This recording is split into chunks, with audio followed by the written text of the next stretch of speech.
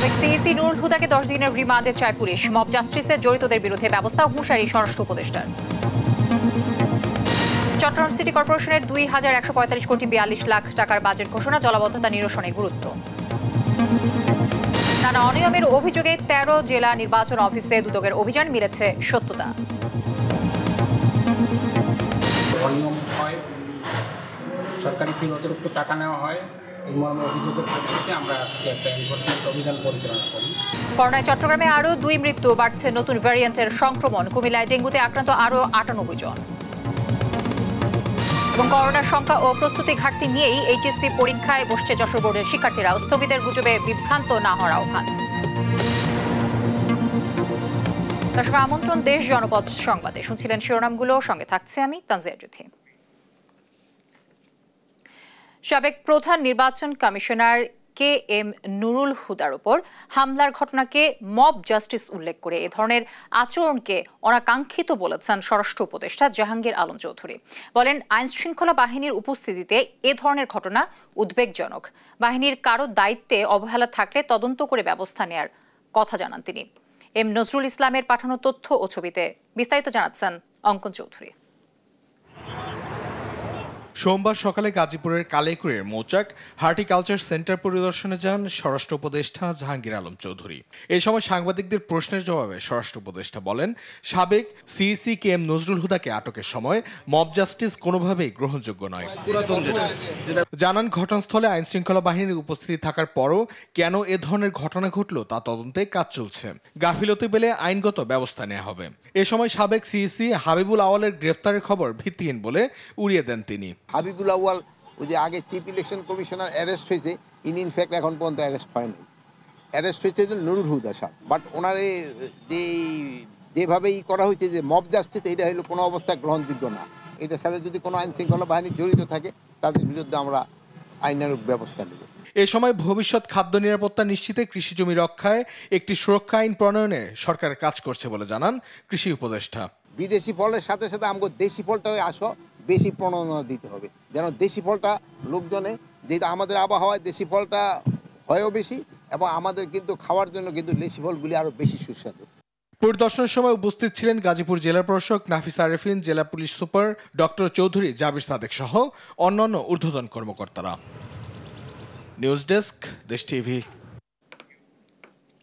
ফেনীতে ভয়াবহ বন্যা পরবর্তী বিভিন্ন উন্নয়ন প্রকল্পের উদ্বোধন করেছেন বিমান বাহিনী প্রধান air chief marshal Hasan Mahmud Khan. সোমবার সকালে ছাগলনাইয়ার দুর্গাপুর হাবিবুল্লাহ খান উচ্চ বিদ্যালয় মাঠে তিনি নবনির্মিত শাহীন ভবন সহ ছাগলনাইয়া ও ফুলগাজীর বিভিন্ন উন্নয়ন কাজের উদ্বোধন করেন। এ সময় সাংবাদিকদের তিনি জানান, 2024 সালের আকস্মিক বন্যায় কুমিল্লা, নোয়াখালী ও ফেনী ব্যাপকভাবে ক্ষতিগ্রস্ত হয়। চ্যালেঞ্জিং পরিস্থিতিতে বিমান বাহিনী সাহসিকতার সঙ্গে কাজ করেছে। ভবিষ্যতে সেনা, নৌ ও বিমান বাহিনী একযোগে দুর্যোগের সহায়তা করবে বলেও জানান তিনি। আমাদের সেফ অপারেশনের জন্য একটা হেলিকপ্টার কিভাবে আসবে এবং কিভাবে যাবে, শুধু বিমান বাহিনী না, সেনাবাহিনী, নৌবাহিনী সবাই এখানে অপারেশন করেছে। তো সবাই মিলে আমরা এখন একটা সিস্টেম ডেভেলপ করেছি, যেটাকে আমরা স্ট্যান্ডার্ড অপারেটিং প্রসিডিওর বলি, SOP। তার মাধ্যমে ভবিষ্যতে যদি প্রয়োজন হয়, আমি দোয়া করি যাতে এখানে এ ধরনের বন্যা না হয়, বা যদি হয় তাহলে আমরা আরও সুন্দর এবং অর্গানাইজডভাবে এখানে উদ্ধার এবং ত্রাণ কার্যক্রম পরিচালনা করতে পারবো বলে আমার বিশ্বাস। ফেনীতে ফুলগাজীতে মুহুরী ও সিলোনিয়া নদীর 2 স্থানে বাঁধ ভেঙে প্লাবিত হওয়া 5টি গ্রামের পানি নামার সাথে ফুটে উঠেছে ক্ষয়ক্ষতির চিত্র। দর্শক, এই বিষয়ে আরও জানাতে আমার সাথে যুক্ত হচ্ছেন আমাদের সহকর্মী তোফায়েল আহমেদ নিলয়। নিলয়, যুক্ত হচ্ছেন নিশ্চয়ই। নিলয়, এখন আসলে সেখানকার পরিস্থিতি কেমন দেখছেন, যদি আমাদেরকে জানাতেন। ধন্যবাদ। আপনাকে বলে রাখি যে গত 19 জুন ফেনীর ফুলগাজীর উত্তর বরিয়াতে মুহুরী নদীর একটি পয়েন্টে ভাঙন সৃষ্টি হয়। এই ভাঙনের ফলে এই এলাকার 5টি গ্রাম প্লাবিত হয়। আমরা দেখেছি যে এই গ্রাম থেকে পানি নামার সাথে সাথে কিছু কিছু এলাকায় ক্ষয়ক্ষতির চিত্র ফুটে উঠেছে। বিশেষ করে আপনাকে যদি বলে রাখি, এখানকার যে সাধারণ মানুষ যারা রয়েছে, বিশেষ করে সবসময় এখানকার মানুষরা ক্ষতিগ্রস্ত হয়। তারা বলছে যে এই বন্যায় তাদের এই যে বিশেষ করে কৃষি খাতে তেমন কোনো ক্ষতি হয়নি। এখানকার কৃষি কর্মকর্তারা বলছে কৃষি খাতে তেমন কোনো ক্ষতি হয়নি, ক্ষতি হয়েছে শুধুমাত্র মানুষের আসবাবপত্র সহ বিভিন্ন সরঞ্জামগুলো ক্ষতি হয়েছে। বিশেষ করে মানুষের ঘরবাড়ির বিষয়টা কিন্তু তারা বেশি অভিযোগ করছেন। এছাড়া কিন্তু অন্য কোনো সেক্টরে যেমন মৎস্য সেক্টরে তেমন কোনো ক্ষতি হয়নি বলে মৎস্য কর্মকর্তারা বলছেন। তবে আমি যে স্থানটিতে রয়েছি এই স্থানটিতে কিন্তু ভাঙন সৃষ্টি হয়েছিল। এই ভাঙনটি ইতিমধ্যে মেরামত কাজ চলছে। আমরা দেখেছি যে গত 3 দিন যাবৎ এই যে ভাঙনটি রয়েছে এই ভাঙনটি মেরামত করছে পানি উন্নয়ন বোর্ডের ঠিকাদাররা। আমরা দেখেছি যে এই মেরামতের জন্য এখানে প্রায় 25 থেকে 30 জন শ্রমিক কাজ করছে। এছাড়াও আমরা দেখেছি 2টি ড্রেজার মেশিনের মাধ্যমে নদী থেকে বালু উত্তোলন করে এই ভাঙনটি মেরামত করছে। এছাড়া পাশাপাশি মাটি দিয়েও সেটিকে ভরাট করার চেষ্টা করছে। তবে দিন রাত কাজ করে কিন্তু গত 3 দিনেও এই মাত্র 20 মিটার যে ভাঙন সেটি কিন্তু এখনো মেরামত করতে পারেনি। আমরা এখানকার স্থানীয়দের সাথে কথা বলেছি, তারা সব সময় বলে যে মুহুরী, কহু এবং সিলোনিয়া নদী এই এলাকার মানুষের জন্য একটা অভিশাপ হয়ে দাঁড়িয়েছে। তারা বলছে যে গত বছরের যে ভয়াবহ বন্যা সেই বন্যার ধকল কাটিয়ে না উঠতে কিন্তু পুনরায় এই এলাকায় আবার বন্যার শঙ্কা রয়েছে বলে কিন্তু তারা বলছে। এছাড়াও এই যে নদীগুলো রয়েছে এই নদীগুলো অধিকাংশ জায়গায় কিন্তু সুর রয়েছে, অর্থাৎ কি ছোট পরিমাণে রয়েছে। কিছু কিছু জায়গায় 100 মিটার থাকলেও আবার কিছু কিছু এলাকায় সেখানে 20 মিটার বা 25 মিটার রয়েছে। এই 20 মিটার 25 মিটার এলাকাগুলোতে কিন্তু সবসময় ভাঙন সৃষ্টি হয়, এলাকা জলবদ্ধতা সৃষ্টি হয়, এলাকায় বন্যা সৃষ্টি হয়। তবে এখানকার মানুষের দীর্ঘদিনের দাবি হচ্ছে এই ভাঙনটি যেন রোধে পানি উন্নয়ন বোর্ড কার্যকারী পদক্ষেপ নেবে। কার্যকারী পদক্ষেপ নিলে কিন্তু এলাকার মানুষ যে সবসময় যে ভাঙনের শিকার হন সেটি থেকে কিন্তু তারা রক্ষা পাবে বলে তারা মনে করছে। তবে এখানকার পানি উন্নয়ন বোর্ড বলছে, পানি উন্নয়ন বোর্ডের নির্বাহী প্রকৌশলী আক্তার হোসেন বলছে, আর তার সাথে কথা বলেছি, তিনি বলছেন যে তিনি এই যেখানে যে ভাঙনটি কাজ চলছে সেটি হয়তো আগামীকাল বিকেল পর্যন্ত কিন্তু কাজ শেষ হবে বলে কিন্তু তিনি জানিয়েছেন। তো এই ছিল আমার কাছে নদীর বাঁধ মেরামত নিয়ে সর্বশেষ তথ্য। নিলয়, আপনাকে অসংখ্য ধন্যবাদ। দর্শক, ফেনী থেকে যুক্ত হয়েছিলেন আমাদের সহকর্মী তোফায়েল আহমেদ নিলয়। 2025-26 অর্থ বছরের জন্য 2145 কোটি 42 লাখ টাকার বাজেট ঘোষণা করেছে চট্টগ্রাম সিটি কর্পোরেশন। সোমবার দুপুরে নগরের থিয়েটার ইনস্টিটিউট মিলনায়তনে বাজেট ঘোষণা করেন মেয়র শাহাদাত হোসেন। এবারের বাজেটে গুরুত্ব পেয়েছে নগরীর জলাবদ্ধতা নিরসন। সহকর্মী আজিজ হক পায়েলের তথ্য ও ছবিতে জানাচ্ছেন নুসরাত শোভা। 2025-26 অর্থ বছরের জন্য 2145 কোটি 42 লাখ টাকার বাজেট ঘোষণা করেছে চট্টগ্রাম সিটি কর্পোরেশন। সোমবার দুপুরে নগরের থিয়েটার ইনস্টিটিউট মিলনায়তনে বাজেট ঘোষণা করেন মেয়র শাহাদাত হোসেন। গত বছরের নভেম্বরে মেয়রের দায়িত্ব নেয়ার পর এটি শাহাদাত হোসেনের প্রথম বাজেট ঘোষণা। বাজেট অধিবেশনে চসিক মেয়র বলেন, নগরবাসীর আশা আকাঙ্ক্ষার প্রতিফলন ঘটানোর প্রত্যাশা এবং মহানগরীকে পরিচ্ছন্ন, সবুজ, আধুনিক প্রযুক্তি সম্পন্ন ও অর্থনৈতিকভাবে বাসযোগ্য নান্দনিক পর্যটন নগরী হিসেবে প্রতিষ্ঠার লক্ষ্যে তিনি দৃঢ় প্রতিজ্ঞ।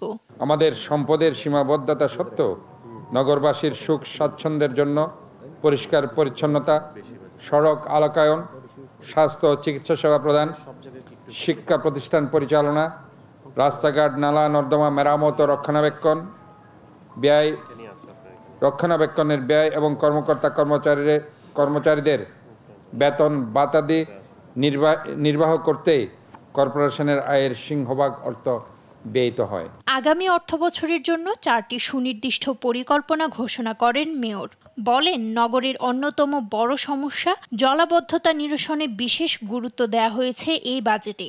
বাজেট ব্যবস্থাপনার মাধ্যমে বর্তমান সকল কার্যক্রমকে নিয়ন্ত্রণ করা হয়। আমাদের সম্পদের সীমাবদ্ধতা সত্ত্বেও চট্টগ্রামবাসীর সার্বিক সহযোগিতায় নগরবাসীর সুখ স্বাচ্ছন্দ্যের জন্য আমার নিরলস প্রচেষ্টা অব্যাহত থাকবে। এবারের বাজেটে সরকারি অনুদানের পাশাপাশি নিজস্ব উৎস থেকে আয়ের ওপর জোর দিয়েছে সিটি কর্পোরেশন।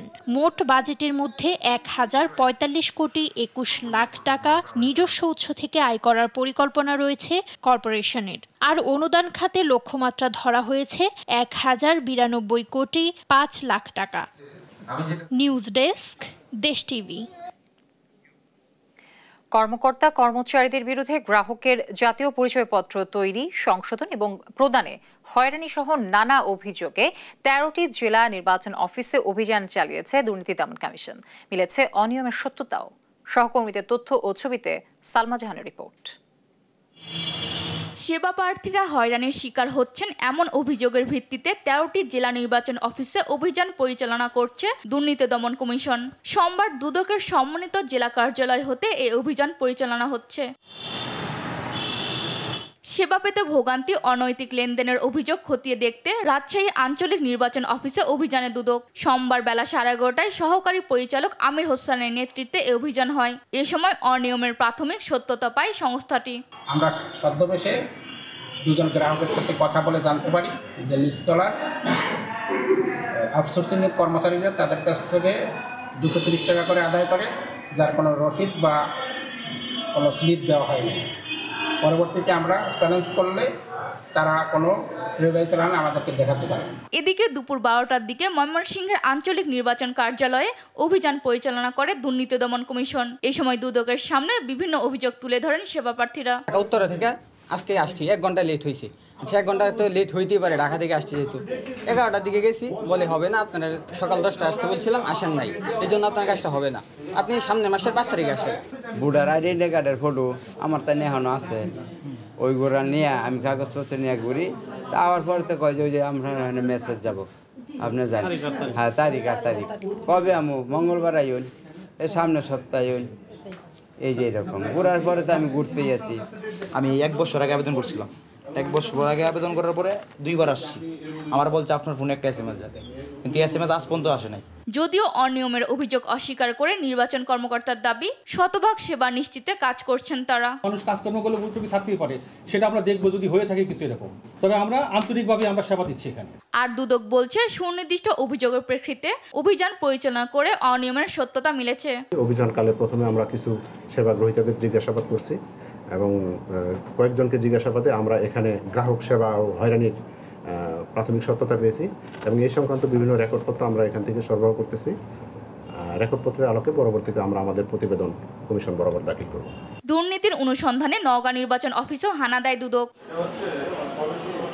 অভিযানের বিস্তারিত গণমাধ্যমকে সংবাদ বিজ্ঞপ্তির মাধ্যমে জানানো হবে বলে জানায় দুদকের জনসংযোগ বিভাগ। সালমা জাহান, নিউজ ডেস্ক, দেশ টিভি। করোনা ভাইরাসে আক্রান্ত হয়ে 24 ঘন্টায় চট্টগ্রামে প্রাণ হারিয়েছে 2 জন। বাড়ছে নতুন ভ্যারিয়েন্টের সংক্রমণ। জেলায় একদিনে করোনা ভাইরাসে শনাক্ত হয়েছে 6 জন। সোমবার দুপুরে চট্টগ্রাম সিভিল সার্জন কার্যালয় থেকে এই তথ্য জানানো হয়েছে। এখন পর্যন্ত চট্টগ্রামে করোনা শনাক্ত হয়েছে 78 জন। মোট মৃত্যু 6 জনের। আক্রান্ত রোগীদের সেবা নিশ্চিতে জেলার বিভিন্ন হাসপাতাল প্রস্তুত রয়েছে বলেও জানানো হয়েছে। স্বাস্থ্য অধিদপ্তরের ব্যবস্থাপনায় আমরা চট্টগ্রাম মেডিকেল কলেজ হাসপাতালে এই 10 বেডের একটা কোভিড আইসিইউ স্থাপন করা হয়েছে। আরেকটা হচ্ছে 50 বেডের, টোটাল 50 বেডের করা হয়েছে আপনার কোভিড ওয়ার্ড। এবং যে সমস্ত রোগীদের কোভিডের সাথে ডায়ালাইসিসের প্রয়োজন হয় তাদের জন্য আমরা আলাদা ডেডিকেটেড ডায়ালাইসিস মেশিন কিন্তু আলাদা করে রেখেছি। দর্শক, সাতক্ষীরায়ও ছড়িয়ে পড়ছে করোনা সংক্রমণ। এ নিয়ে আরও জানাবেন আমাদের সহকর্মী যুক্ত আছেন শরীফুল্লাহ কায়সার সুমন। সুমন, গত 24 ঘন্টায় কতজন আসলে আক্রান্ত হয়েছে এবং হাসপাতালগুলোতে প্রয়োজনীয় আইসোলেশন ইউনিট আছে কিনা যদি এই তথ্য আমাদেরকে দিতেন। জুথি, গত 24 ঘন্টার যে রিপোর্ট সেটি হচ্ছে নতুন করে 3 জন আক্রান্ত হয়েছে এবং এই 3 জনের মধ্যে 2 জন হাসপাতালে এবং সাতক্ষীরা মেডিকেল কলেজ হাসপাতালে চিকিৎসাধীন। একজনকে আইসোলেশনে রাখা হয়েছে, তার ব্যক্তিগত পর্যায়ে তিনি চিকিৎসা করছেন। এই হচ্ছে 3 জন। কিন্তু আপনাকে বলে রাখা দরকার যে বাংলাদেশের যে দীর্ঘতম যে সীমান্ত সেটি হচ্ছে সাতক্ষীরার এই দীর্ঘ যে জল এবং স্থল সীমান্ত রয়েছে, এই সীমান্তে এখন বর্তমানে যে কোনো সময়ের থেকে বেশি লক্ষ্য করা গিয়েছে যে সেখানে পাহারা দেওয়া হচ্ছে যাতে কোনো অবৈধ যাত্রী বা অবৈধ যাতায়াত না হয়, সেটি বন্ধ রয়েছে।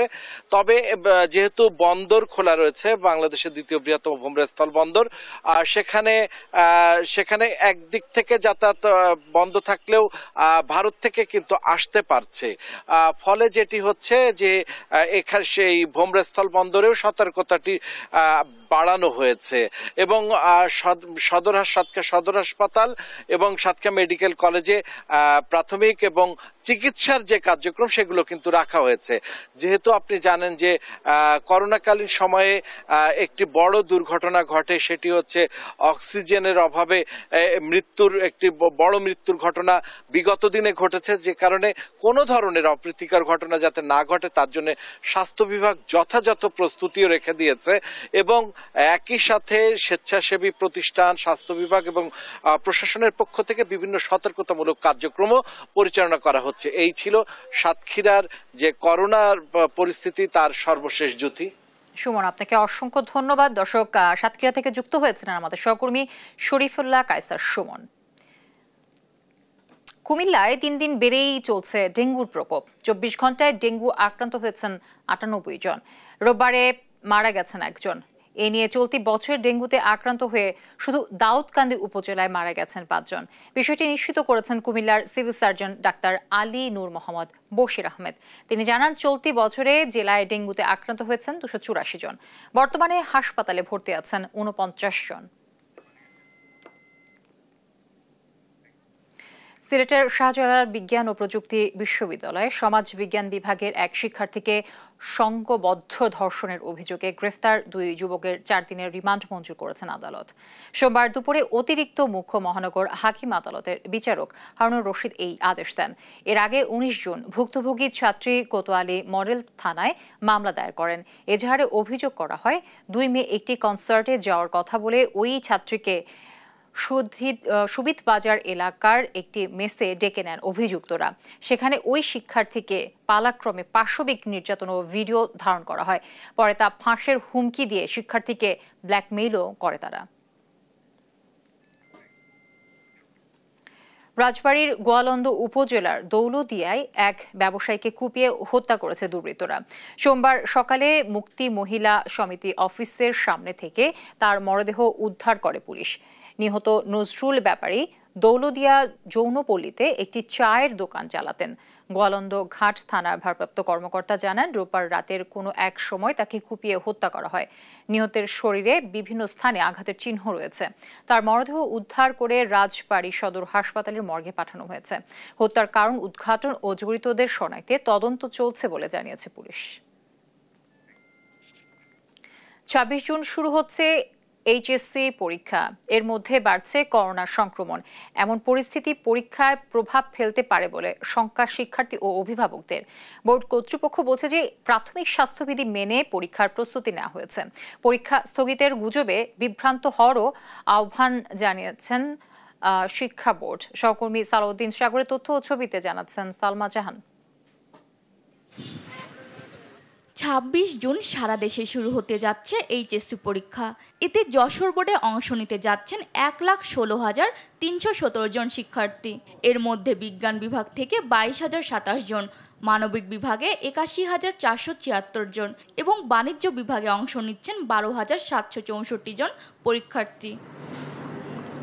এরই মধ্যে দেশে মাথাচাড়া দিচ্ছে করোনার নতুন ভ্যারিয়েন্ট ওমিক্রন। প্রতিদিনই বাড়ছে এই ভাইরাসে আক্রান্তে মৃত্যুর সংখ্যা। এমন পরিস্থিতিতে পরীক্ষা যথাসময়ে হওয়া নিয়ে শঙ্কা শিক্ষার্থীদের। দিন দিন করোনার প্রভাব বাড়তেছে, পরীক্ষাও হয়তো কোনো প্রকার প্রভাব ফেলবে আমার মনে হয়। পৌরনীতি প্রথম বছরের আগে আমরা কোনো গ্যাপ পাচ্ছি না, অর্থনীতি দ্বিতীয় বছর পরীক্ষা দিয়ে আমাদের পৌরনীতি প্রথম বছর দিতে হচ্ছে। এই জায়গাটা একটু মানে খারাপ লেগেছে, কিন্তু ওভারঅল দেখতে গেলে যে প্রস্তুতিটা মোটামুটি বাংলার আগে আর একটু সময় পেলে ভালো। অভিভাবকরাও কোভিড পরিস্থিতি নিয়ে বেশ উদ্বিগ্ন। তবে নির্দিষ্ট সময়ের মধ্যে স্বাস্থ্যবিধি মেনে পরীক্ষা হবে আশা তাদের। যদি করোনা বাড়তে থাকে, পরীক্ষাটা অফ হয়ে যায়, তাহলে যে প্রিপারেশন নিছে এটা তো আবার নষ্ট হবে। এটা নিয়ে আবার সংখ্যা আছে। সব প্রতিকূলতা কাটিয়ে পরীক্ষায় অংশ নিয়ে ভালো করবে শিক্ষার্থীরা। প্রত্যাশা শিক্ষকদের। কিছু ভালো ছাত্র আছে যে গ্যাপটা তাদের হয়েছিল, তারা নিজেরা অভ্যন্তরীণভাবে প্রস্তুতি নিয়ে তারা এই গ্যাপটা পূরণ করার ব্যাপারে তারা উদ্যোগী হয়েছে। পূর্বের ন্যায় যে করোনাকালীন যে সমস্যাগুলো ছিল, এবার কিন্তু সে ধরনের সমস্যা ছিল না। আমি আশাবাদী আর কি ছেলেমেয়েরা খুব ভালো করবে। যশোর শিক্ষা বোর্ডের পরীক্ষা নিয়ন্ত্রক বলছেন, পরীক্ষা নিতে এর মধ্যে নেওয়া হয়েছে সব ধরনের প্রস্তুতি। প্রতিটি কেন্দ্রে হ্যান্ড স্যানিটাইজার ও পরীক্ষার্থীদের মাস্ক ব্যবহারে থাকছে বাধ্যবাধকতা। সেই সঙ্গে কোভিড পরিস্থিতির অবনতি হলে নেওয়া হবে বিকল্প ব্যবস্থা। কেন্দ্রে প্রবেশের সময় পরীক্ষার্থী অবশ্যই মাস্ক তারা পরিধান করবে এবং প্রত্যেকটা কেন্দ্রের প্রবেশ মুখে হ্যান্ড স্যানিটাইজার এবং হাত ধোয়ার ব্যবস্থা থাকবে।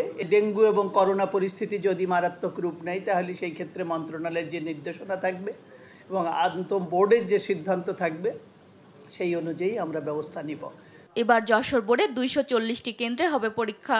এতে 575টি কলেজ থেকে অংশ নিবে 57,845 জন ছাত্র এবং 58,472 জন ছাত্রী।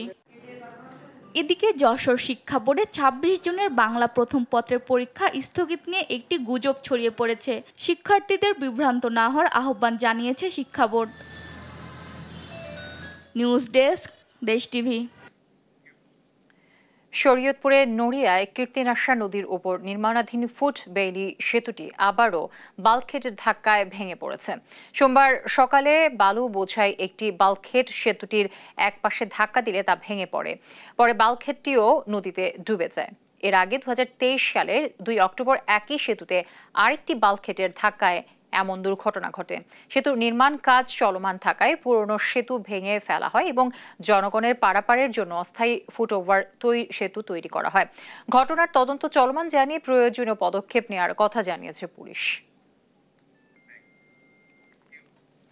দুর্বৃত্তদের রেখে যাওয়া বোমা সদৃশ বস্তু, চিরকুট ও কাফনের কাপড়ে আতঙ্কে মেহেরপুর জেলার গাংনী উপজেলার বাসিন্দারা।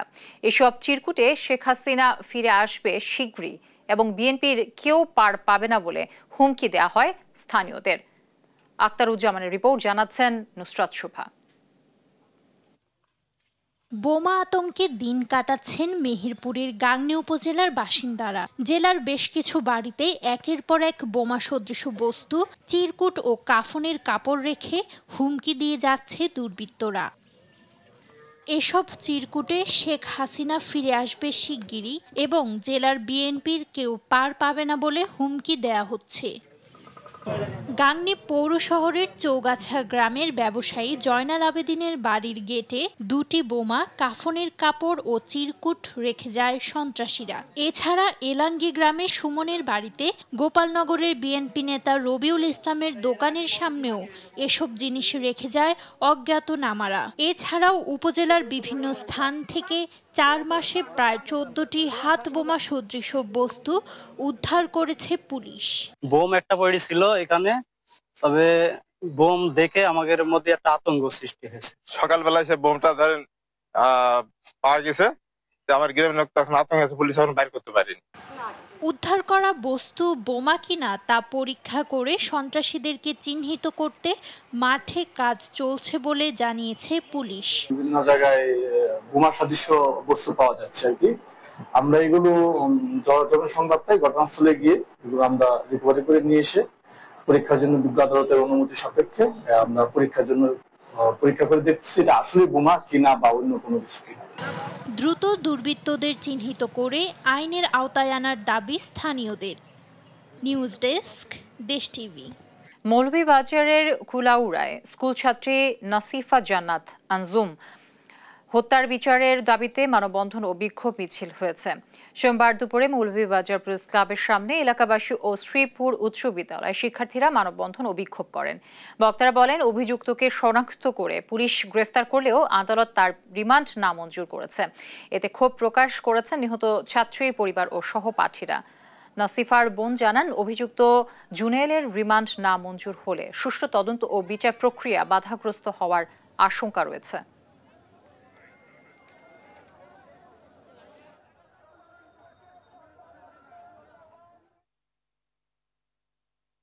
মহামান্য আদালতকে সম্মান দিয়ে বলতে চাই যে আমরা অতীতে অনেক জজমিয়ার নাটক দেখেছি, আমরা আর 10 বেলা নাটক দেখতে চাই না। আমরা যত শীঘ্রই সম্ভব খুনিদের ফাঁসি চাই। পটুয়াখালীর রাঙাবালী উপজেলার চর মুনতাজ লঞ্চঘাটে ট্রলার থেকে পড়ে নদীতে নিখোঁজ হয়েছেন আলামিন নামে এক জেলে। সোমবার সকাল 9টার দিকে বুড়া গৌরাঙ্গ নদীতে এ দুর্ঘটনা ঘটে। জানা গেছে সমুদ্রে 5 দিন মাছ শিকার শেষে এমবি আসাদুল নামের একটি ট্রলার 11 জন জেলেকে নিয়ে লঞ্চঘাটে পৌঁছয়। ঘাটে নোঙরের জন্য রশি হাতে উপরে ওঠার সময় পা পিছলে নদীতে পড়ে যান আলামিন। রাঙাবালী নৌ পুলিশ কেন্দ্রের ইনচার্জ শহীদুল ইসলাম জানান, নিখোঁজ জেলেকে উদ্ধারের চেষ্টা চলছে।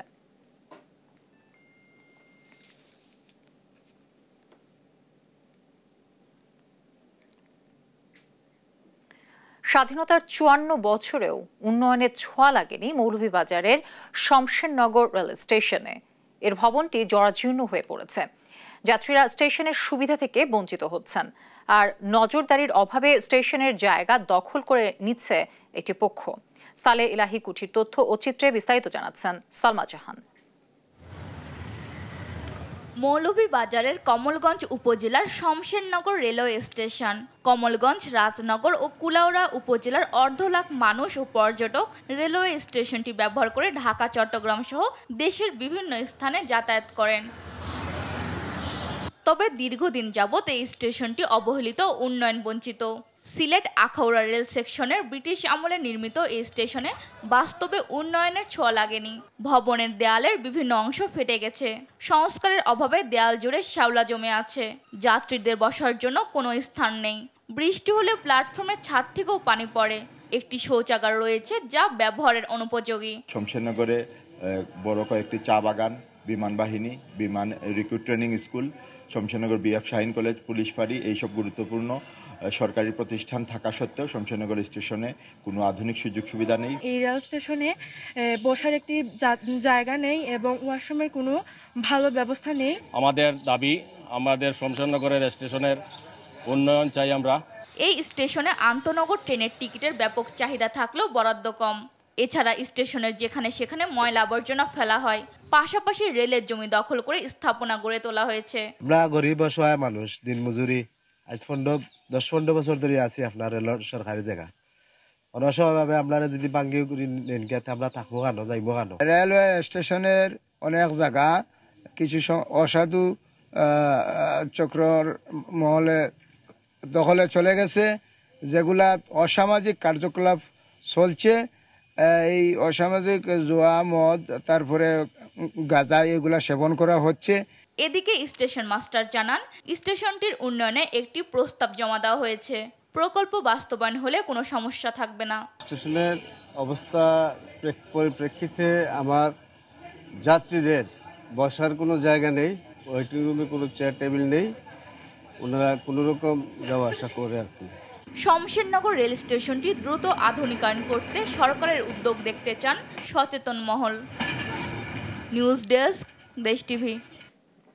করোনা, ডেঙ্গু সংক্রমণ বৃদ্ধির পাওয়ার পাশাপাশি বন্যার সংখ্যা উদ্বেগ বাড়াচ্ছে ময়মনসিংহের এইচএসসি ও সমমানের পরীক্ষার্থীদের।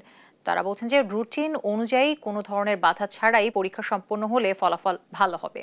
ইলিয়াস আহমেদের তথ্য ও ছবিতে জানাচ্ছেন আব্দুল আল মারুফ। 26 জুন থেকে সারা দেশে শুরু হবে এইচএসসি ও সমমানের পরীক্ষা। এবছর ময়মনসিংহ মাধ্যমিক ও উচ্চ মাধ্যমিক শিক্ষা বোর্ডের অধীনে 4 জেলায় 106টি কেন্দ্রে 79,000 পরীক্ষার্থী অংশগ্রহণ করবেন। শিক্ষার্থীরা বলছেন শিক্ষকদের নির্দেশনা অনুযায়ী তারা সম্পন্ন করেছেন সিলেবাস। তবে পরীক্ষা চলাকালীন করোনা, ডেঙ্গু এবং বন্যার জন্য পরীক্ষা স্থগিত হলে তাদের ফলাফলের উপর প্রভাব পড়বে। এই টাইমে পরীক্ষা না হলে পরে দেখা যাবে আবার বন্যা হয়ে যাবে বা অন্য কিছু হবে, তখন আবার সে পিছায়া যাবে, পরে আবার অটো পাস বা আবার অন্য কিছু আসবে, পরে দেখা যাবে যে আমাদের যে একটা ফ্লো ছিল পড়াশোনার এটা আবার বন্ধ হয়ে যাবে। স্বাস্থ্যবিধি মেনে আমাদের প্রত্যেকের যদি আমরা সচেতন থাকি আমার মনে হয় না করোনা কোনো সমস্যা করতে পারে। তো পরীক্ষাটা লেট হলে আমাদের প্রস্তুতিতে দেখা গেছে যে ঘাটতি হতে পারে, তো স্বাস্থ্যবিধি মেনে খুব তাড়াতাড়ি শীঘ্রই পরীক্ষাটা নিয়ে নেওয়া হোক, এটাই চাওয়া। পরীক্ষার আগের সময়টুকু যথাযথভাবে কাজে লাগালে পরীক্ষায় অংশগ্রহণকারীরা ভালো করবে বলে মনে করছেন শিক্ষক ও অভিভাবকরা। আমরা আমাদের সাধ্যানুযায়ী তাদের প্রস্তুতি কার্যক্রমের যা যা করা দরকার আমরা সবটুকুনি করেছি। আল্লাহ পাক তাদের সাহায্য করবে, আমরা বিশ্বাস যে তারা ভালো করবে।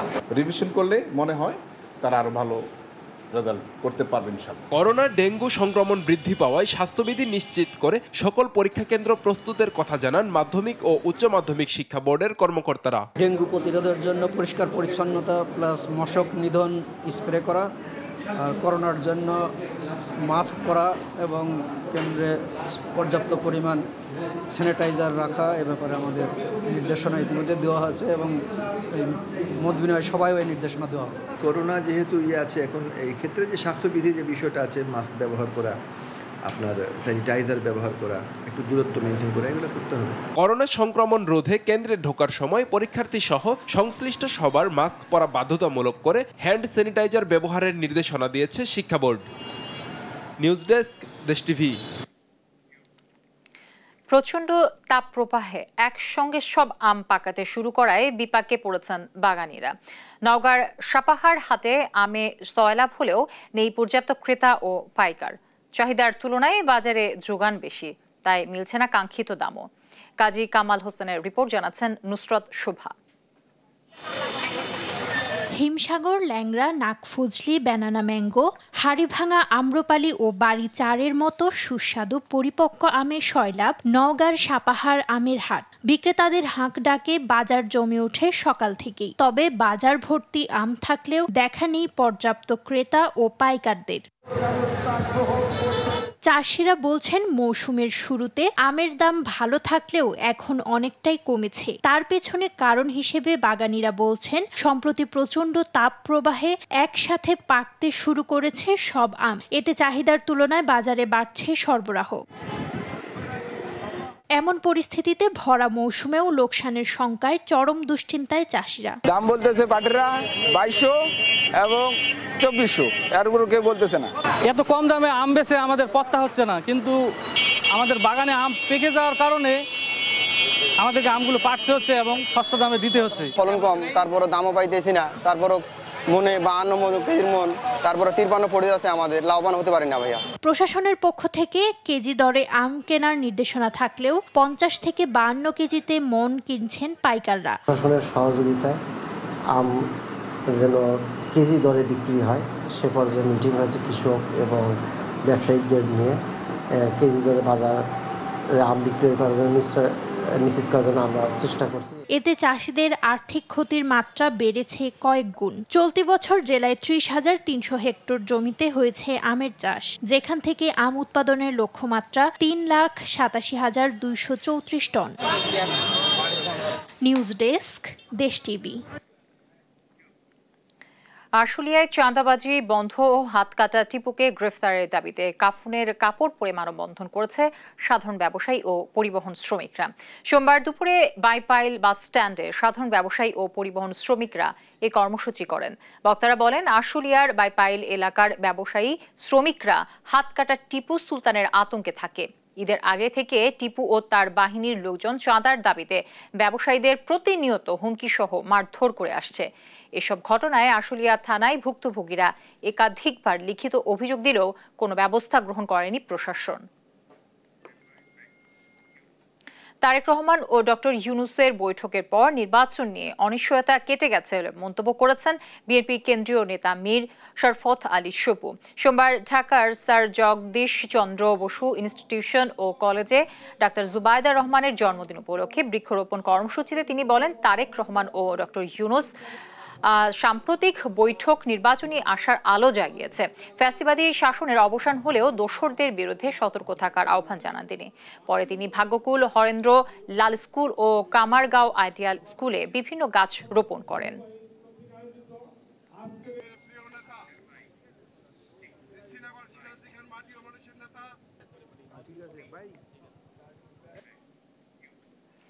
চীন ও বাংলাদেশের সাংস্কৃতিক বন্ধন উদযাপন করতে ঢাকার ব্র্যাক বিশ্ববিদ্যালয়ে শুরু হয়েছে চীনা বিমূর্ত সাংস্কৃতিক ঐতিহ্য সপ্তাহ। রোববার উদ্বোধনী অনুষ্ঠানে উপস্থিত ছিলেন ব্র্যাক উপাচার্য অধ্যাপক সৈয়দ ফারহাত আনোয়ার, ইউনেস্কো প্রতিনিধি ডক্টর সু ওয়াইজ, শিল্পকলা একাডেমির মোহাম্মদ ওয়ারেশ হোসেন সহ বিশিষ্টজনেরা। বক্তারা বলেন, সাংস্কৃতিক বিনিময়ে দুই দেশের বন্ধুত্ব আরও জোরদার করবে। অনুষ্ঠানে চীনা বাদ্যযন্ত্র, মার্শাল আর্ট ও ঐতিহ্যবাহী শিল্প প্রদর্শিত হয়। দর্শনার্থীরা উপভোগ করেন চীনা হস্তশিল্পের প্রদর্শনী।